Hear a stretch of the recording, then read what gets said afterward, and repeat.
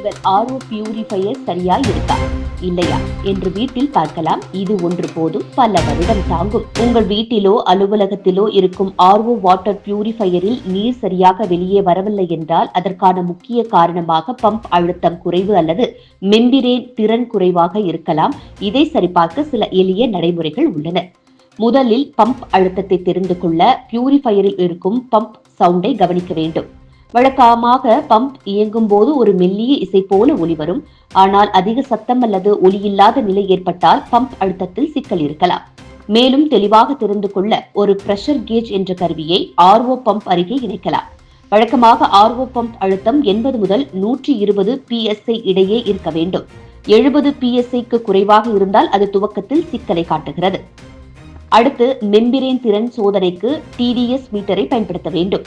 உள்நீரின் மொத்த கரைந்துள்ள திண்மங்கள் அளவையும் வெளியேறும் சுத்தமான நீரின் TDS அளவையும் அளக்கவும்.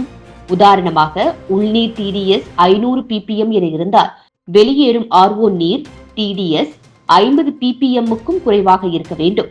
அதன் அடிப்படையில் மெம்பிரேன் 90% அளவுக்கு தூய்மை செய்யும் திறன் கொண்டிருக்க வேண்டும். அதாவது முழுமையான நீர் தூய்மை செயல்திறன் இது 85 முதல் 95 இடையே இருந்தால் மெம்பிரேன் திறன் நன்றாக இருக்கிறது என்ற அர்த்தம். மேலும் RO நீர் வெளியேறும் வேகம் குறைந்தால் மெம்பிரேன் கிளாக் ஆகியிருப்பதற்கும் வாய்ப்பிருக்கிறது.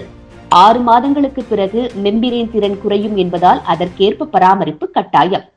பம்ப் அழுத்தமும் மெம்பிரேன் திறனும் சரியாக இருந்தால்தான் நீர் தூய்மை பெறும். இல்லையெனில் பம்ப் அல்லது மெம்பிரேன் மாற்றம் தவிர்க்க முடியாது.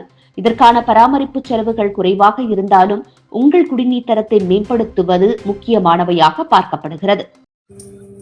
ஆர்ஓ வாட்டர் பியூரிஃபையரோட பூஸ்டர் பம்ப் ப்ரெஷரை செக் பண்ணுறதுக்கு இந்த மாதிரி உங்களோட தம்பு ஃபிங்கரை ரிஜெக்ட் வாட்டர் பைப்பில் வச்சு நல்லா அழுத்தி பிடிங்க.